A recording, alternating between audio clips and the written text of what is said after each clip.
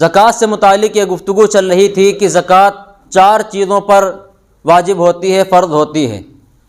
وہ 4 چیزیں کون کون سی ہیں؟ سونا، چاندی، نقدی اور مال تجارت۔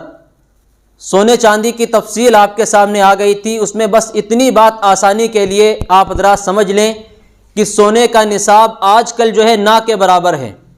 سونے کا نصاب 7.5 تولہ تقریباً 6 لاکھ سے بھی اوپر کا بنے گا، اور چاندی کا نصاب جو ہے 52.5 تولہ ہے۔ وہ اس زمانے میں اللہ کے نبی صلی اللہ علیہ وسلم کے دور میں سونے چاندی میں کوئی تفاوت نہیں تھا، فرق نہیں تھا، اس لیے جتنا 7.5 تولہ جتنا قیمت کا بنتا تھا اتنی ہی قیمت کی 52.5 تولہ چاندی بنتی تھی۔ لیکن آج زمین و آسمان کا فرق ہے، تو اس لیے سونے کا نصاب صرف اسی وقت لگایا جائے گا جب کسی کے پاس صرف سونا ہو، اس کے علاوہ 1 روپیہ بھی نہ ہو، اور ذرہ برابر بھی چاندی نہ ہو، مال تجارت بالکل نہ ہو، صرف سونا ہو۔ تو اس وقت جب تک سونا 7.5 تولہ نہیں ہو جائے گا زکوٰۃ فرض نہیں ہوگی اس پر۔ لیکن یہ ایسا ہوتا نہیں ہے عام طور پر کہ کسی کے پاس صرف سونا ہی ہو، اس کے علاوہ کوئی چیز نہ ہو، کچھ نہ کچھ ہوتا ہے۔ اب اگر اس کے علاوہ کوئی ایک چیز بھی ہوئی تو اس میں سونے کا نصاب ساقط ہو جائے گا، پھر سونے کے نصاب کے اعتبار سے آپ زکوٰۃ نہیں دیں گے، آپ چاندی کے نصاب کے اعتبار سے زکوٰۃ ادا کریں گے، اور چاندی کا نصاب 52.5 تولہ ہے۔ کل ملا کے آپ اتنا سمجھ لیں کہ اگر آج آپ کو حساب لگانا ہے کہ میں صاحب نصاب ہوں یا نہیں ہوں، تو چاندی کا نصاب دیکھ لیں، سونے کا نصاب چھوڑیں، صرف چاندی کا نصاب آپ دیکھیں۔ 52.5 تولہ چاندی کے برابر اگر پہنچ رہے ہیں تو آپ صاحب نصاب ہو چکے ہیں۔ اب اس کے ٹھیک 1 سال کے بعد قمری تاریخ کا حساب لگا لیں، جس قمری تاریخ میں، چاند کی تاریخ میں آج آپ صاحب نصاب ہوئے ہیں۔ آج چاند کی تاریخ کتنی ہے؟ 23 رجب۔ آپ 23 رجب کو صاحب نصاب ہو گئے۔ اب 1 سال جب تک آپ کے نصاب پر نہیں گزر جائے گا آپ زکوٰۃ نہیں دیں گے، آپ پر زکوٰۃ فرض نہیں ہوگی۔ صاحب نصاب تو آپ ہو گئے، لیکن حولان حول شرط ہے زکوٰۃ کی ادائیگی کے لیے، جب تک اگلے سال کی 23 رجب نہیں آ جائے گی اس وقت تک آپ زکوٰۃ نہیں دیں گے۔ اگلے سال کی جب 23 رجب آ جائے گی، یہ تاریخ آ جائے گی، تو اب آپ 23 رجب میں ساری مالیت کا حساب لگا لیں گے۔ اگر آپ صاحب نصاب نہیں رہتے ہیں اس تاریخ میں، آپ کے پاس مال گھٹتا چلا گیا، یہاں تک کہ آپ صاحب نصاب ہی نہیں رہے، 52.5 تولہ چاندی سے بھی نیچے چلا گیا مالیت آپ کی، تو اس صورت میں آپ پر زکوٰۃ فرض ہی نہیں رہی۔ لیکن اگر آپ اگلے سال اسی تاریخ میں صاحب نصاب باقی رہتے ہیں تو اب جتنا بھی مال اس تاریخ میں آپ کے پاس ہوگا سب کا حساب لگایا جائے گا، اور 2.5% آپ زکوٰۃ لکھ کر رکھ لیں گے کہ مجھ پر اتنی زکوٰۃ بنی۔ اب چاہے اسی دن ساری زکوٰۃ ادا کر دیں، یا دھیرے دھیرے ادا کرتے رہیں، یا آپ رمضان میں ادا کر دیں، جیسے چاہے ادا کر دیں آپ، لیکن کوشش یہ کریں کہ جلدی ہی زکوٰۃ ادا کرنے کی فکر کریں۔ زکوٰۃ میں بلا وجہ تاخیر جو ہے گناہ کا باعث بنتی ہے۔ اب نصاب کی بات چل رہی تھی، سونا چاندی کی تو بات آ گئی تھی۔ نقد کیش، آپ کے پاس روپیہ ہے، اس مسئلے کو سمجھنا بھی کوئی مشکل نہیں، بہت آسان ہے۔ نقدی کیش، آپ 52.5 تولہ چاندی کا حساب لگا لیں مارکیٹ میں، جس دن آپ زکوٰۃ ادا کرنے جا رہے ہیں اس دن دیکھ لیں کہ 52.5 تولہ چاندی کتنے روپیے کی بنتی ہے انڈین روپیز کے حساب سے۔ آپ حساب لگا لیں جتنے روپیوں کی بنتی ہے، آپ دیکھ لیں کہ اگر اتنے روپیے آپ کے پاس موجود ہیں یا اس سے زیادہ ہے تو آپ صاحب نصاب ہیں۔ آپ اس تاریخ میں حساب لگا لیں کتنی زکوٰۃ مجھ پر اب بنے گی۔ چوتھی بات آتی ہے مال تجارت۔ مال تجارت کو لے کر بہت الجھنیں ہیں اور بہت سے سوالات لوگوں کے ذہن میں رہتے ہیں۔ مال تجارت کیا ہے اس کو یہ سمجھ لیں، یعنی وہ مال جو آپ جس کے ذریعے سے کاروبار کر رہے ہیں، جسے بیچ کر آپ پیسہ کماتے ہیں، اس چیز کو کاروبار میں استعمال کر رہے ہیں۔ آپ کے گھر کی جو استعمالی اشیاء ہیں، ہیرے جواہرات پر بھی زکوٰۃ فرض نہیں ہے۔ ہیرے جواہرات کسی کے پاس ہیں تو زکوٰۃ فرض نہیں، لیکن آج کل تو ہیرے جواہرات ناپید ہیں تقریباً۔ اگر آپ کے پاس استعمالی چیزیں ہیں، مثال کے طور پر آپ کا کارخانہ ہے، اس میں مشینیں لگی ہوئی ہیں لاکھوں کروڑوں کی، وہ استعمال میں آ رہی ہیں، وہ تجارت کے لیے نہیں ہیں، بلکہ ان سے جو آئٹم بنتے ہیں تجارت آپ ان سے کر رہے ہیں، لیکن مشین کو آپ نے بیچنے کے لیے نہیں خریدا، آپ نے مشین کو کام کے لیے خریدا ہے، استعمال کرنے کے لیے، تو استعمالی چیزوں پر زکوٰۃ نہیں ہوتی، یہ بات ذہن میں رکھیں۔ لیکن آپ نے مشینیں خرید لیں، آپ کا کاروبار ہی وہی ہے، سلائی مشین کی دکان ہے آپ کی، آپ مشینیں خرید رہے ہیں اور انہی کو بیچ رہے ہیں آپ آگے، تو اب جب آپ کا وہ دن آئے گا جس دن آپ اپنے زکوٰۃ کے مال کا حساب لگائیں گے تو جتنی بھی مشینیں آپ کی دکان میں موجود ہوں گی جو تجارت کے لیے رکھی ہوئی ہیں، آپ نے استعمال کے لیے نہیں رکھی ہیں، تو وہ مشینیں بھی آپ کی ساری شمار کی جائیں گی، اور شمار بھی کس حساب سے کی جائیں گی؟ جس ریٹ میں آپ بیچ رہے ہیں، یہ اس سے کوئی بحث نہیں، جس ریٹ میں آپ نے خریدا اس سے کوئی بحث نہیں، جس قیمت پر آپ بیچیں گے اس قیمت کا اعتبار کیا جائے گا، اور اس قیمت کے حساب سے آپ لگائیں گے کہ میرے پاس آج کتنا مال موجود ہے۔ آپ 1,00,000 روپے کا مال لائے تجارت کے لیے، آپ کا بکے گا وہ 1,20,000 کا، تو اب آپ زکوٰۃ دیں گے 1,20,000 کی، 1,00,000 کی نہیں دیں گے۔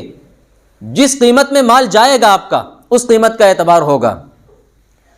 کسی کی فیکٹری ہے، کارخانہ ہے، کپڑے کا کارخانہ ہے، مثال کے طور پر کپڑے تیار ہو رہے ہیں، تو کپڑوں جو آپ کے پاس مال موجود ہے اس کا تو حساب لگے گا، جو بک چکا ہے اس کے پیسے جو آپ کے پاس آ چکے ہیں اس کا حساب الگ لگائیں گے، اور جو مال آپ کے پاس رکھا ہوا ہے، کپڑا آپ کا سپلائی ہونا ہے، ایکسپورٹ ہونا ہے، یا کہیں بھی جانا ہے آپ کے ہاں، تو وہ مال جتنا بھی ہوگا وہ بھی جوڑا جائے گا، خام مال بھی جوڑا جائے گا۔ مثال کے طور پر دھاگا پڑا ہوا ہے لاکھوں روپے کا جس کا کپڑا تیار ہونا ہے، تو وہ بھی شمار کیا جائے گا زکوٰۃ میں، وہ بھی جوڑا جائے گا۔ سب چیزوں کو جوڑنے کے بعد آپ 2.5% نکالیں گے۔ اب بہت سے حضرات کیا کرتے ہیں، جو گھر میں سونا چاندی ہوتا ہے، روپے ہوتے ہیں، اس کی زکوٰۃ تو دے دیتے ہیں، لیکن عام طور پر سامان تجارت کی زکوٰۃ بہت سے کم لوگ ادا کرتے ہیں، جبکہ یہ چیزیں بھی ساری زکوٰۃ میں موجود ہیں۔ 1 روپیہ بھی زکوٰۃ کا اگر رکا تو قرآن کریم میں سخت وعید ہے۔ سورہ توبہ آیت نمبر 34 اور آیت نمبر 35 میں رب کائنات ارشاد فرماتا ہے کہ اس دن ان کے اس مال کو پگھلایا جائے گا، ایک دھات کی شکل دے دی جائے گی۔ جو سونا چاندی جمع کر کے رکھ رہے تھے، زکوٰۃ نہیں دے رہے تھے، ان کے مال کو پگھلایا جائے گا، اور اس دن ان کے فتقوا بہا جباہم، ان کی پیشانیوں کو داغا جائے گا، وجنوبہم، ان کے پہلوؤں کو داغا جائے گا، وظہورہم، اور ان کی پیٹھوں کو داغا جائے گا۔ کیوں؟ اس لیے کہ جب زکوٰۃ کا نام آتا تھا، یہ بہت مال تھا اس کے پاس، اللہ نے اسے صاحب نصاب بنایا تھا، لیکن جب زکوٰۃ کا نام آتا تھا تو اس کی پیشانی پر شکن آ جاتی تھی، سلوٹیں آ جاتی تھیں ناگواری کی وجہ سے کہ میں زکوٰۃ کیوں دوں۔ پھر پہلو طئی کرتا تھا، کروٹیں بدلتا تھا اور بہانہ کرتا تھا، ٹال مٹول کرتا تھا، تو اس لیے پہلے پیشانی داغی جائے گی اس مال کو پگھلا کر، پھر اس کے بعد پہلو داغے جائیں گے، اور پھر پیٹھ پھیر کے چل دیتا تھا، پیٹھ دکھا کے، تو پیٹھ بھی داغی جائے گی۔ قرآن نے بیان کیا ہے ان کو، ان الفاظ کو۔ تو میرے بھائیو، زکوٰۃ نہ دینا بہت بڑا عذاب ہے۔ حضرت ابو بکر صدیق رضی اللہ تعالیٰ عنہ کے دور میں کچھ لوگوں نے زکوٰۃ دینے سے انکار کر دیا کہ ہم زکوٰۃ نہیں دیتے، جب تک اللہ کے نبی صلی اللہ علیہ وسلم حیات رہے، جب تک آپ علیہ الصلوۃ والسلام مدینے میں موجود رہے، کسی نے ہمت نہیں کی زکوٰۃ سے منع کرنے کی، لیکن آپ علیہ الصلوۃ والسلام کے انتقال کے بعد کچھ لوگوں نے زکوٰۃ دینے سے انکار کر دیا کہ ہم زکوٰۃ نہیں دیں گے، تو ابو بکر صدیق رضی اللہ تعالیٰ عنہ نے ان کے خلاف اعلان جنگ کر دیا کہ یہ مسلمان نہیں رہے، اب زکوٰۃ نہ دینا یہ کبیرہ گناہ ہے، زکوٰۃ کا انکار کر دینا یہ کفر تک پہنچا دیتا ہے، بندہ مومن نہیں رہتا۔ نماز چھوڑ دینا یہ کبیرہ گناہ ہے، عذاب کا باعث ہے، لیکن اگر کوئی نماز کا ہی انکار کر دے کہ نماز جیسی چیز اسلام میں ہے ہی نہیں، تو وہ شخص کافر ہو جاتا ہے۔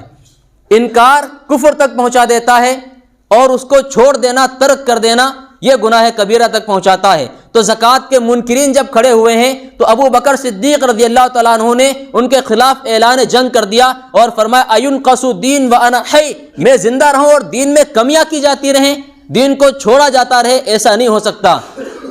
فرمایا کہ اگر ایک رسی اللہ کے نبی صلی اللہ علیہ وسلم کے دور میں اونٹ کے گلے میں جو رسی باندھی جاتی ہے اس کی قیمت ہی کیا ہوتی ہے؟ بھائی خریدتے وقت، جانور خریدتے وقت کوئی یہ نہیں سودا کرتا بھائی رسی بھی ہمیں چاہیے، اللہ ماشاء اللہ کوئی کرتا ہو، لیکن رسی پر کوئی لمبی بحث نہیں چھڑتی ہے، جانور سے مطلب ہوتا ہے۔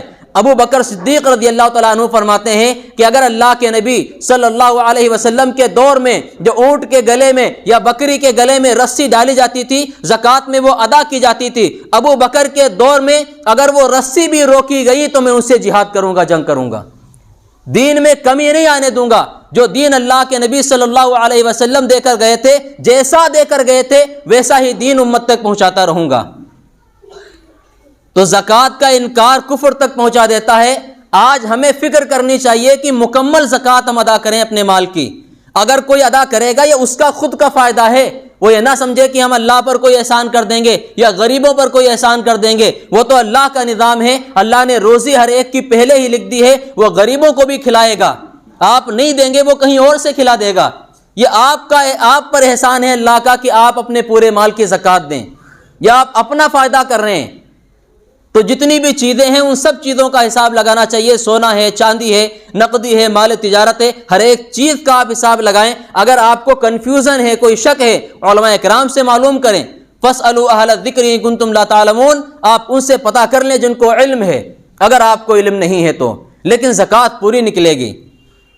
آپ نے کوئی پلاٹ خریدا یا کوئی مکان خریدا، اگر آپ کی کوئی نیت نہیں ہے لیتے وقت، آپ نے سوچا کہ بھائی ہم رہیں گے اس میں یا نفع ملے گا تو بیچیں گے ورنہ نہیں بیچیں گے، تو اس پر زکوٰۃ نہیں ہے. اس سے جو کرایہ حاصل ہوگا ہاں اس پر زکوٰۃ ہے. اسی طرح آپ نے مکان خریدا لیکن آپ کی نیت ہے کہ ہم اس کو بیچیں گے، نفع اس سے حاصل کریں گے بیچ کر. تجارت کی نیت کر لی آپ نے، وہی آخری جو درجہ ہے تجارت کا اسی میں آ جائے گا. آپ نے تجارت کی نیت کر لی، مکان خریدا، پلاٹ خریدا، زمین خریدی، کچھ بھی خریدا آپ نے سوچا کہ میں اس کو بیچوں گا، نفع کماؤں گا. تو جو تاریخ اگر وہ آ گئی جس تاریخ میں آپ زکوٰۃ ادا کرتے ہیں ہر سال، اور وہ تاریخ آ گئی اس سے پہلے اگر نہیں بکا تو آپ پورے مکان کی زکوٰۃ دیں گے، پوری پلاٹ کی زکوٰۃ دیں گے، پوری زمین کی زکوٰۃ دیں گے اگر آپ نے تجارت کی نیت سے خریدی ہے.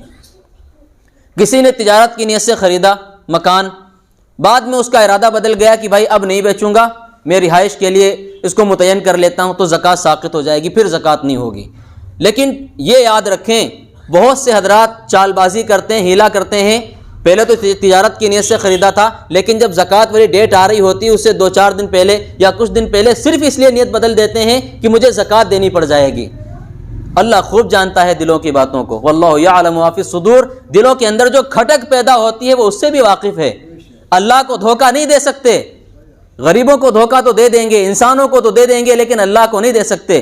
اس لیے اپنی نیت کو بھی یاد رکھیں کہ اللہ آپ کی نیتوں سے بھی واقف ہے. ایسے ہی آپ کی بدل گئی نیت تو الگ بات ہے، آپ نے جان بوجھ کے بدل لی، آپ کا ارادہ زکوٰۃ سے بچنے کا نہیں ہے، ایسے آپ نے بدل لی تو پھر اللہ تبارک و تعالیٰ اس سے زکوٰۃ کو ساقط کر دے گا. تو مال تجارت کو سمجھنے کی چیز ہے. اچھا ایک بات اور ہے، میں نے 23 رجب مثال کے طور پر رکھی ہے، کسی کی اور بھی ڈیٹ ہو سکتی ہے زکوٰۃ کی ادائیگی کی. 23 رجب آپ کا اگلے سال آنے والا ہے، صرف ایک دن باقی رہ گیا ہے، آپ کے پاس 10 لاکھ روپیہ اور کہیں سے آ گیا، اس کے مالک بن گیا آپ. تو اب بہت سے حضرات مسئلہ پوچھتے ہیں کہ ہم اس مال کی زکوٰۃ ادا کریں گے جس پر سال گزرا ہے یا اس 10 لاکھ کی بھی زکوٰۃ دیں گے ہم. تو آپ یاد رکھیے اس 10 لاکھ روپے کی بھی آپ زکوٰۃ ادا کریں گے. اگر ایک دن پہلے بھی آ گیا، 1 گھنٹے پہلے بھی آ گیا، اگر اس کی بھی زکوٰۃ ادا کریں گے. کیوں ادا کریں گے؟ کیونکہ شرط جو ہے وہ ہر مال پر سال کا گزرنا نہیں ہے، آپ کے نصاب پر سال کا گزرنا شرط ہے. آپ صاحب نصاب پہلے تھے، بعد میں بھی آپ صاحب نصاب رہے، سال تو نصاب پر گزر گیا، ہر مال پر سال کا گزرنا شرط نہیں ہے. اس بات کو نوٹ کر لیں. اگلے سال اس ڈیٹ میں جتنا بھی مال ہوگا، چاہے 1 دن پہلے آیا ہو، 5 دن پہلے آیا ہو، 1 مہینے پہلے آیا ہو، جتنا بھی مال ہوگا اس ڈیٹ میں اس سب کی زکوٰۃ دیں گے. آپ نے زکوٰۃ پوری حساب لگا لیا 23 رجب کو، اب 24 رجب کو آپ کے پاس 1 لاکھ روپیہ یا کتنا بھی مال آ گیا، اب اس کی زکوٰۃ آپ اگلے سال دیں گے، اس کی زکوٰۃ آپ اس سال نہیں دیں گے. آپ نے وہ جو ڈیٹ تھی اس میں جتنی پچھلی زکوٰۃ تھی وہ ساری ادا کر دی. اب اس کے بعد اگر مال آتا ہے تو اس کی زکوٰۃ آپ پھر 1 سال کے بعد دیں گے، جب اگلے سال آپ کا نصاب والی ڈیٹ آئے گی.